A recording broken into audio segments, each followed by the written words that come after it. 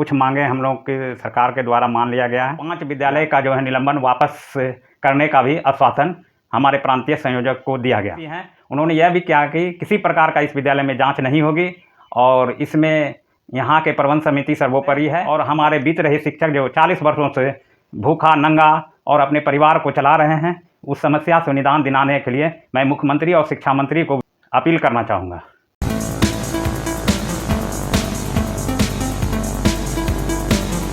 नमस्कार, SBN news में आपका स्वागत है। मैं हूं पवन कुमार चौधरी। खबरों के माध्यम से हमसे जुड़े रहने के लिए YouTube पर हमारे चैनल को सब्सक्राइब करें और बेल आइकन को दबाकर घंटी बजाएं।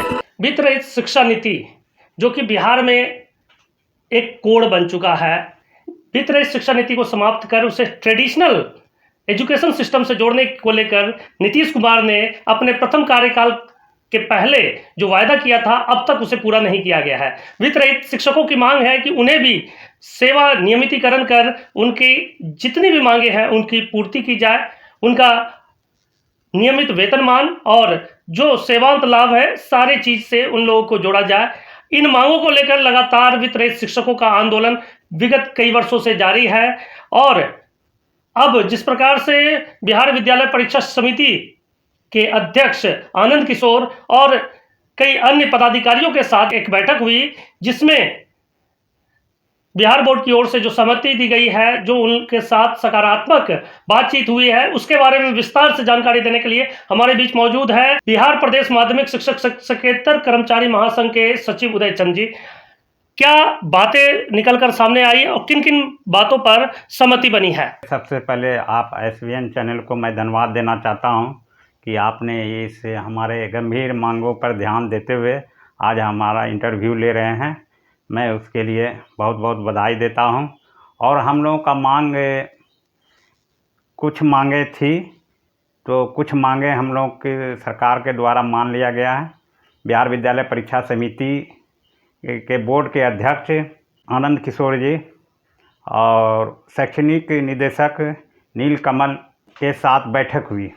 उस बैठक में था कि जितने भी प्रस्वीकृति स्थापना अनुमति प्राप्त विद्यालय पूरे बिहार में 715 विद्यालय हैं, उनकी जांच का बोर्ड के द्वारा एक पत्र निकालकर जांच कर हम लोग को उलझाना चाह रहे थे। लेकिन बिहार प्रदेश माध्यमिक शिक्षक सचेतर कर्मचारी महासंघ के प्रांतीय संयोजक राजकिशोर प्रसाद साधु, अध्यक्ष राम नरेश पांडे जी द्वारा एक आंदोलन का बोर्ड के समक्ष रखने का 28 मार्च को रखने का प्रस्ताव रखा गया। उसके पहले ही आनंद किशोर जी ने इस वित्त रहित शिक्षक के गंभीर समस्याओं को देखते हुए वार्ता के लिए हमारे प्रांतीय संयोजक साधु जी, रामनरेश पांडे जी को बुलाया। उस बैठक में जितने भी गंभीर मांगे थी, विद्यालय की जांच 4-5 विद्यालय बिहार में जांच किया गया है, जिसका निलंबन का भी चिट्ठपत्र निकल गया। जब आनंद किशोर जी और शैक्षिक निदेशक नीलकमल के पास बैठक में 2 बार बैठक हुई, उस बैठक में यह देखा गया कि यह विद्यालय सुचारू रूप से चल रहा है, इसमें किसी प्रकार का कोई दिक्कत नहीं है। इस फैसले पर उन्होंने अपने फैसले को बदल दिया और 5 विद्यालय का जो है निलंबन वापस करने का भी आश्वासन हमारे प्रांतीय संयोजक को दिया गया।